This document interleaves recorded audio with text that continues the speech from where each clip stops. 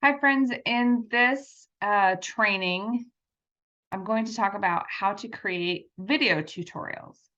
Well, both why and how. Um, like all the other training that I give, I'm not necessarily an expert, but I can tell you what I know.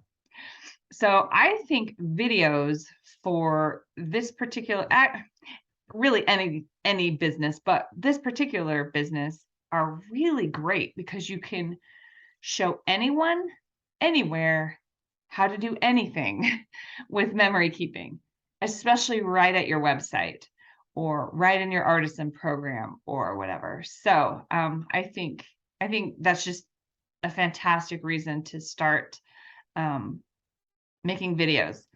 Uh, I think kind of right up front, one thing that, well, actually, maybe I'll tell you a story, but one thing to keep in mind is that it's okay if you don't wanna see your face and you don't wanna hear your voice or whatever, it's okay. I actually in my American Sign Language classes in the university that I teach for, I think it actually was the first semester that I taught, I had assigned a lot of videos, like, make a video of yourself practicing these signs or telling this story in ASL or whatever, right? And so the students got really used to just making videos of themselves. And at the end of the semester, I went their part of their final is to write me a letter about something that they learned in class. And one of them, and it can be anything. It can be anything. I just want to know something that they learned, some takeaway that they're going to have from taking the class.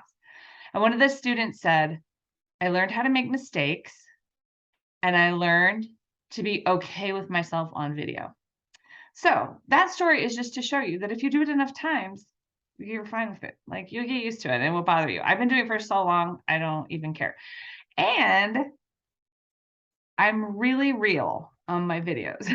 I will go, and I don't know where oh yeah, it's over here. And like, and I'll trip over my words and whatever. You do not have to be perfect. And in fact, I don't remember where I learned it, whoever said it, but the more the more you make mistakes, the more you are real to other people and you become more like trustworthy because you're more like them. They make mistakes too. If you try to be perfect, you're not as approachable. So just go with it. Don't worry. Okay. So let's talk about how to create video tutorials. So there are certainly other ways to do it, but I use Zoom and YouTube because they work really well. They're free. They are pretty easy and straightforward. And so that's my choice. And so that's what I'm going to teach you how to do. If you want to find a different way of doing it, it's totally fine. Do what works for you. So I'm going to talk about Zoom and YouTube. A Zoom account is free. The free account is called Basic, and it has a 40-minute time limit for meetings. It's good to keep tutorials and any kind of informational sessions, demos, webinars to 30 minutes or less anyway, because that's kind of what people's time limits are. And when I say time limits, I mean available time and attention span. If you have a lot of information that you think is going to take you longer than 30 minutes, you can always break it up into a part 1 and part 2 series. I've done that before. I try to keep my general informational videos to about 20 minutes or less, but I do have a few series as well.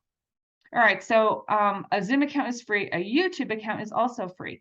If you have a Gmail account, you actually already have a YouTube account connected with it. It may not be set up or whatever, but it is already connected. So all you have to do is set it up. Let me show you where that is. Wrong thing. Oh, actually, maybe I'll show it to you 2 different ways. So this is my YouTube channel, but I actually want to hop over to my email account. So what you do is you come up here to the upper right and you click that little grid that says Google Apps. And when you drop down right here, there's YouTube. So that's the one that's already connected to your Gmail account if you have that. And of course, you know, I have a separate Gmail account so that I can, from my personal one, so that I can have my own YouTube channel and my own blogger that's attached just to my business stuff. So let me look up my notes here and see what else I wanted to tell you. Okay, so YouTube account is free. That's how you access it, that little thing, the little drop down that I just showed you. So we'll go back to that in a minute. In my experience, YouTube has a couple of big time benefits. First, if you record a video and you try to email it, it's usually a large file. Even short videos are pretty large files. And so it can become hard to do. Either like I've tried to email videos before, like years ago, where the person receiving it didn't have like big enough storage or something, because when you send it, they have to actually download it. And so they couldn't get what I was trying to send them. So it's really nice, I think, to be able to just upload the video to YouTube and then just send them a link, right?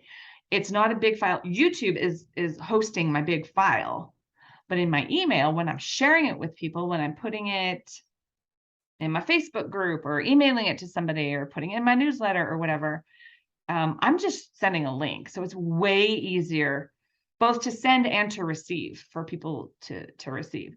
And then second, the other benefit that I really see that YouTube has is that you can make your videos public. You can make them private as well, and I'll show you that. But you can make them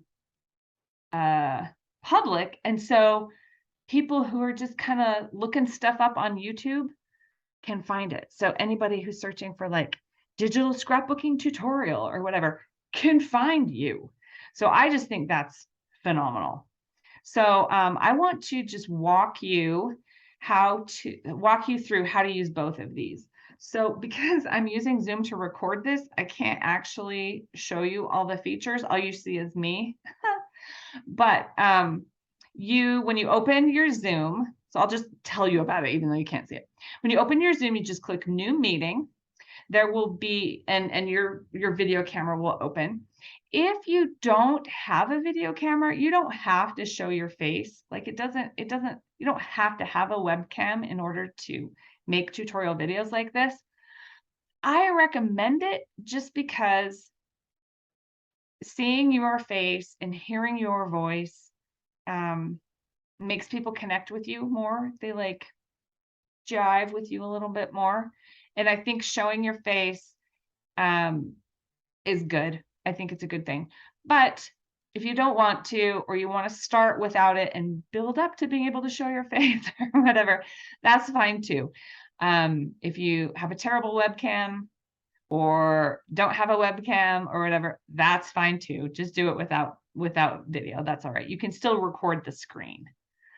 Okay, so there will be a little record button when you open up you press New Meeting, it opens up, and then you'll see along the bottom there will be a little button that says record. You can record it to your computer or an external hard drive or save it, wherever. There's also a little button along the bottom that says share screen. And if you want to do this and practice with me or something, let me know. You can also use a script or not use a script. I mostly don't, because mostly what I'm doing is, well, that's maybe not true.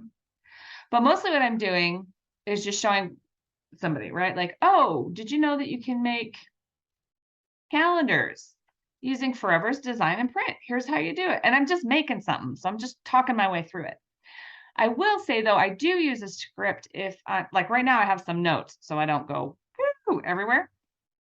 But if I do use a script, I usually make a PowerPoint presentation, or you can do a presentation mode if you make something in Canva.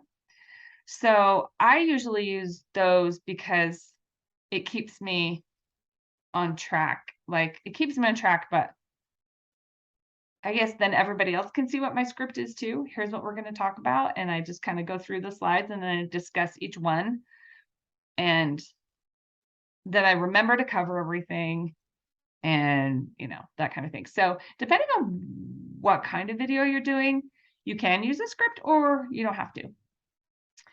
And again, for graphics, you know, if you want to share your screen and show something like a slideshow, I use PowerPoint or Canva. Canva works really well. In fact, maybe I'll show you that really quick. Let me pull up Canva. So I open it, then I come back over here to do screen share. And here's my Canva.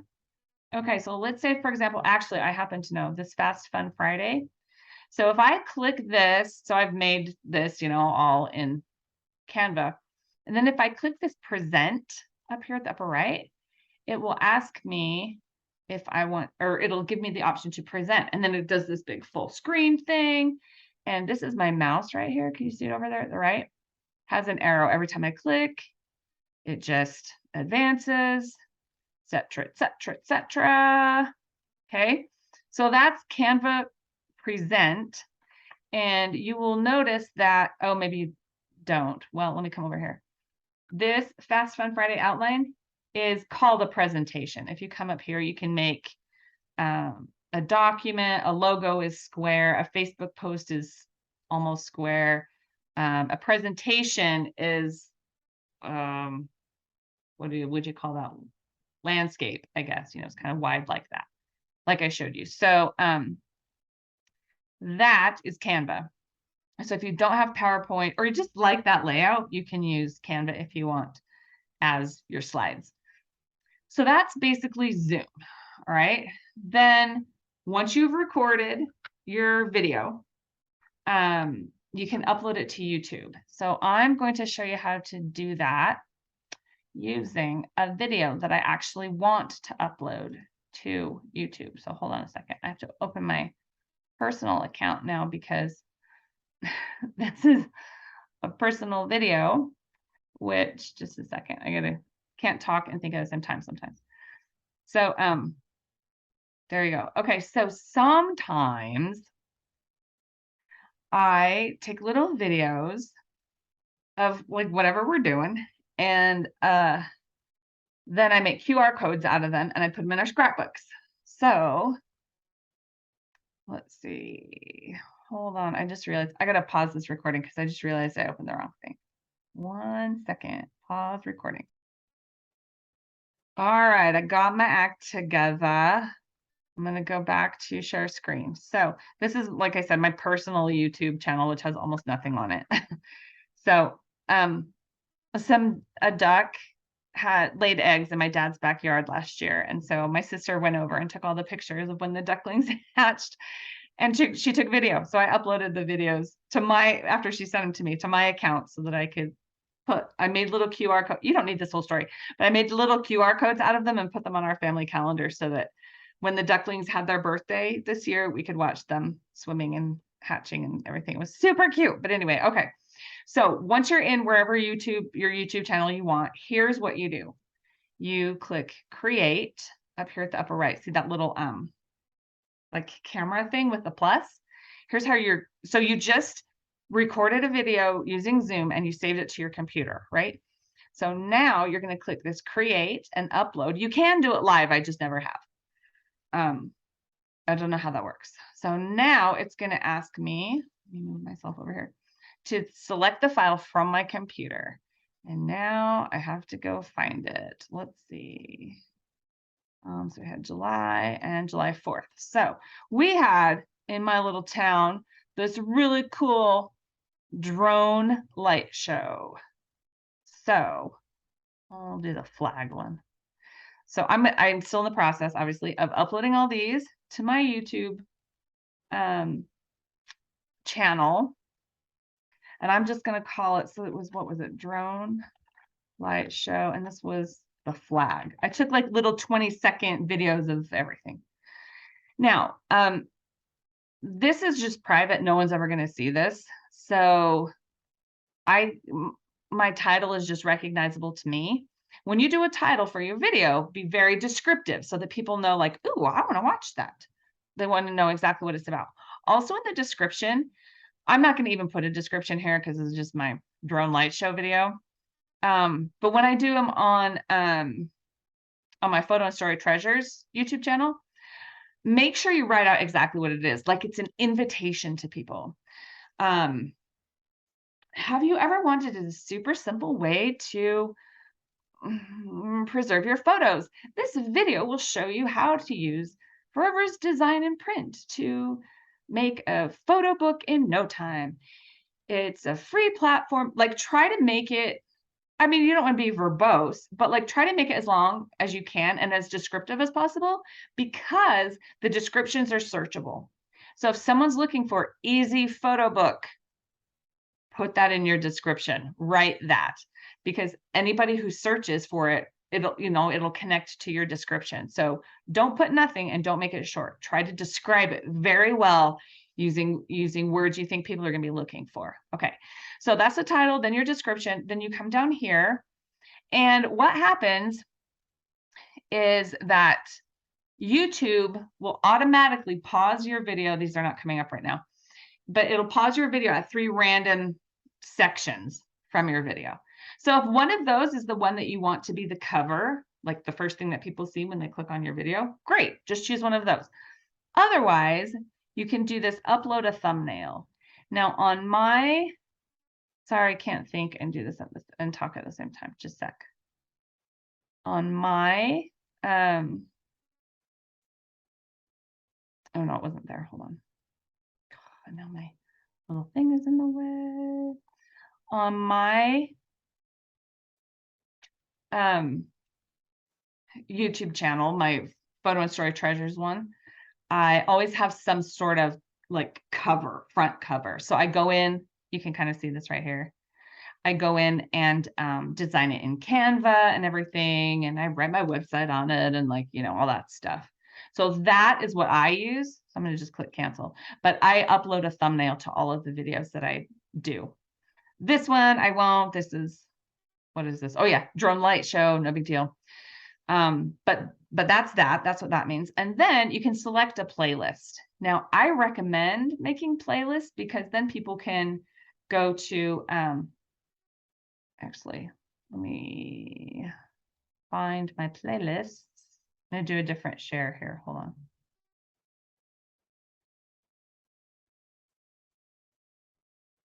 So if you see my Photo and Story Treasures YouTube channel, you can scroll down, you see all the latest videos, or there are these little tabs up here. There's videos, which just shows them all. Playlists, which I've organized into, okay, these are the tutorials. This one's about the business. These are recordings of my events and classes. These are just about like Forever and what Forever offers and stuff. This is photo organization, etc. So I recommend playlists. They're optional, but you can share an entire playlist with somebody. So if you're like, oh, you're looking for photo organization, here, let me share some videos, and you just share the link to the entire playlist and then let people click through whatever they want. It's kind of nice, I think. Okay, so let's go back to my personal one. I'm going to select, I always put this in family on my little duckling videos and whatever.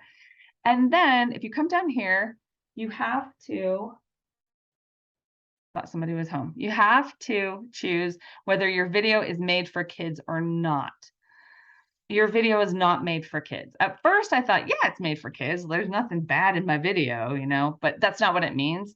It means, is it a cartoon, like a kid oriented video? And there's a whole, there's this whole thing about what is and isn't a kid video. Just click no. No, it's not made for kids. It just means it won't come up in a kid playlist or some. Anyway, so those are the things you have to click here. Okay. Oh, look, there it is. So do I want this to be my cover? Do I want this to be my cover? And yes, I know they all look the same, but that YouTube will choose 3 random things and you can choose your best one or upload the thumbnail. Okay. So then you'll click next. Then you can add subtitles and end screen and cards, and I'm still learning about that. So I usually click next. It checks for copyright issues, like if you have music added to your video or something like that, it'll check for copyright stuff. Mine is fine. There are no issues found. So I click next. Now, here's the last thing that I want to tell you about posting a video to YouTube. You have 3/4 options for this. You can, I'm going to start with the bottom one. You can schedule it.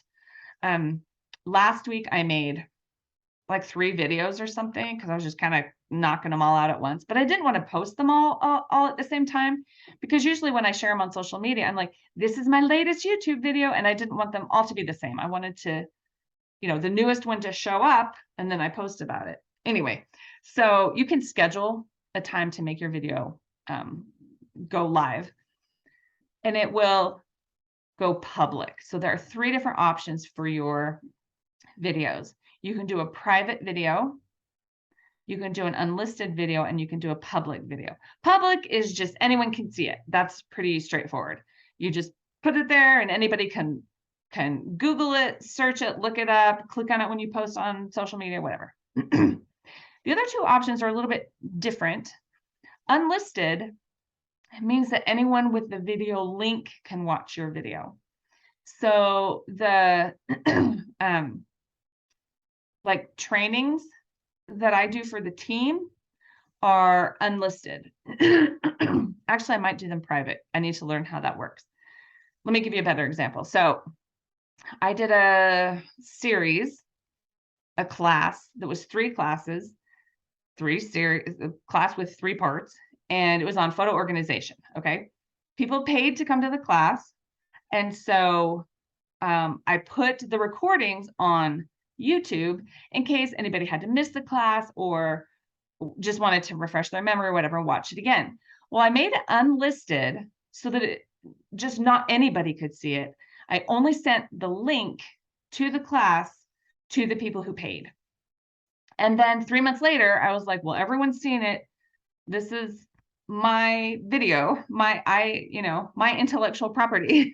So now that they've paid me and had first access, now I'm going to go back in and change it to be public. So that's an example of when you might want to make it unlisted.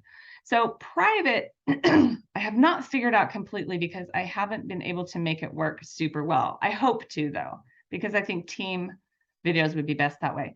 But you can see it says right here, only you and people you choose can watch your video. So it doesn't have anything to do with links. You have to actually invite certain people to your video. So I don't know. I need to learn how to use that. If you learn how to use it, will you let me know?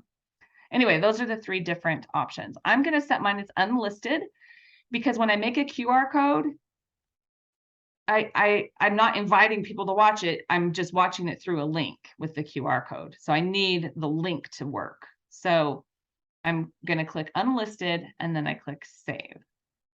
Then it has just uploaded my cute little drone show video. And there it is. And you can see all of mine are unlisted. If I wanted to change it, I could actually just from this drop-down menu, change it right there. So, okay.